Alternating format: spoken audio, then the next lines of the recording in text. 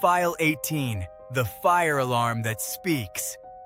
The footage opens with the camcorder pointed at a dim apartment hallway just after midnight, the red alarm strobes pulsing so hard they flatten everything into flashes of white and blood-colored shadow. At first it sounds normal. Smoke alarm sirens, distant doors opening, irritated voices, people stepping into the corridor half awake and confused. Then, the building's voice system kicks on overhead with that calm, pre-recorded tone every tenant knows. But instead of telling everyone to exit using the nearest stairwell, it says, "Residents on floors 8 through 12, remain where you are and wait for further instruction. Residents on floors 1 through 7, proceed to the basement level in an orderly manner." Nobody reacts like that's strange. A woman in a robe just locks her door and starts walking toward the elevator with everyone else, like she's heard that announcement 100 times before. I follow the stream of residents because that's what everyone's doing, but even in the moment, it feels wrong. A man carrying a laundry basket walks past me toward the elevator instead of the stairs. An older tenant with slippers on murmurs that it's probably another false alarm, but she still presses herself into the crowd, moving deeper into the building. Overhead, the voice returns, softer this time, almost reassuring. "Do not open exterior exits. Do not use street-level doors. Street-level evacuation is unsafe at this time." That should have snapped people out of it. It should have made somebody stop. Instead, I catch little nods, people adjusting their grip on bags and keys, acting like the system is being extra cautious. When the elevator dings and opens, half the hall steps inside without hesitation. I don't get in the elevator. I swing the camera left toward the stairwell door, and that's when I notice something I still can't explain. Somebody has already taped a paper sign over the push bar that says "Use lower access route" in block letters, like the sign was made before the alarm ever started. The stairwell door is cracked open, but the inside is completely black beyond the first landing. No emergency lighting, no exit glow, just darkness swallowing the frame. The overhead voice comes back immediately, louder now, cutting across the siren pattern. "Do not use stairwells. Stairwell access is restricted. Proceed to the lower gathering area." A guy next to me actually reaches over and pulls the stairwell door shut like the announcement was talking directly to him. Then, he keeps walking without a word. By the time I reach the lobby, the whole building feels off in a way that has nothing to do with a false alarm. The front glass doors are chained from the inside, not locked, chained. I zoom in, and you can see the links wrapped through both handles, tight and deliberate, with a brass padlock hanging dead center in the flashing red light. Outside, the parking lot is empty and still. No fire trucks, no neighbors gathering, no one from management. The announcement comes on again, and now there's a faint distortion under the voice, like another speaker is whispering one syllable behind every word. "All residents proceed below street level. Remain calm. Do not delay the line." That last part makes a few people start moving faster. There's a maintenance door open near the mailboxes, and every tenant in the lobby is feeding into it like that's the most natural exit point in the world.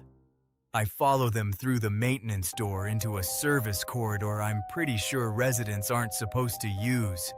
The walls are unfinished concrete, the ceiling packed with pipes, and the siren is muffled down here into a mechanical pulse that sounds more like breathing than an alarm.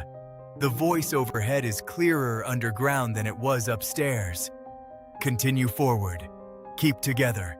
Do not speak over instructions." That gets my attention, because people actually stop talking after it says that. Not gradually, instantly. A whole line of adults just goes silent mid-conversation and keeps walking. All you hear is shoes scraping concrete and the camcorder motor adjusting focus in the dark. Then the voice adds, The gathering area is prepared. Prepared for what never gets explained.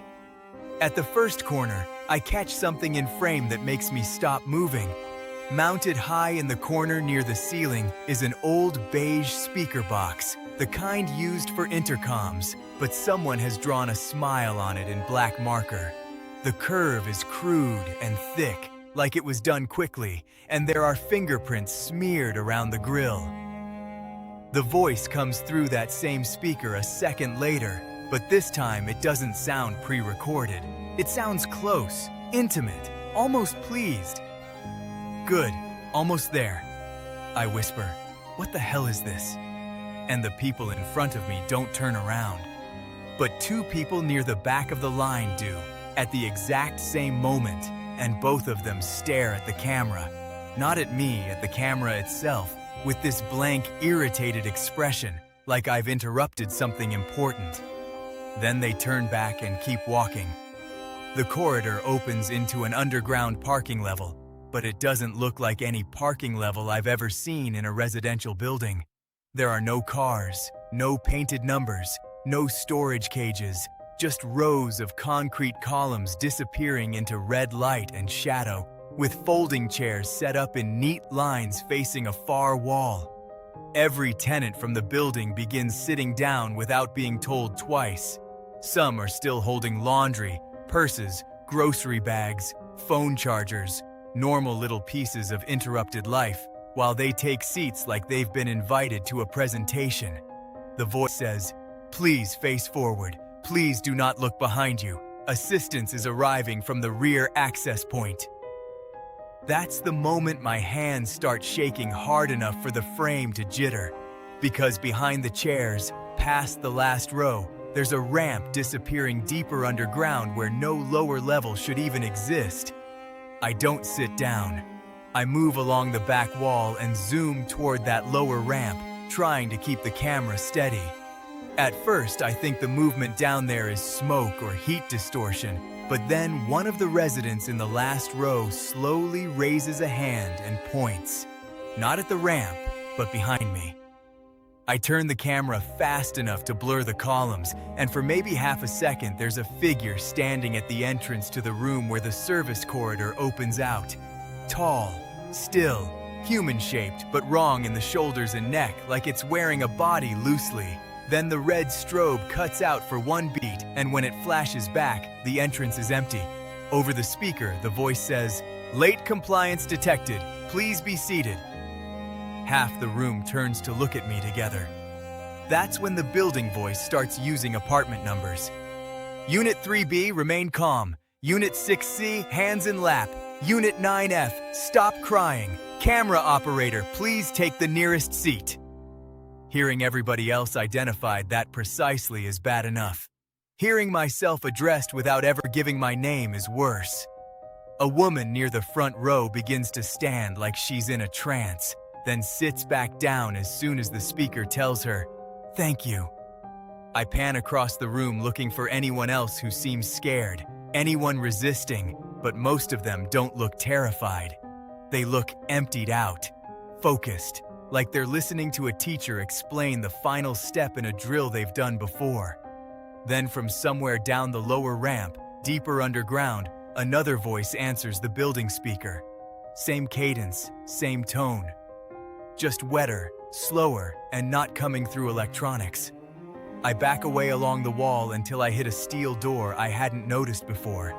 No label, no handle on the outside, just a crash bar.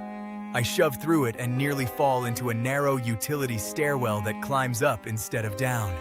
The alarm is barely audible in there, but the voice still finds me through a tiny ceiling speaker with static crackling around each word. Wrong direction.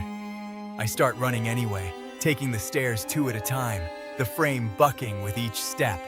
Every landing looks the same. Gray block walls, one dead light, one door with no number.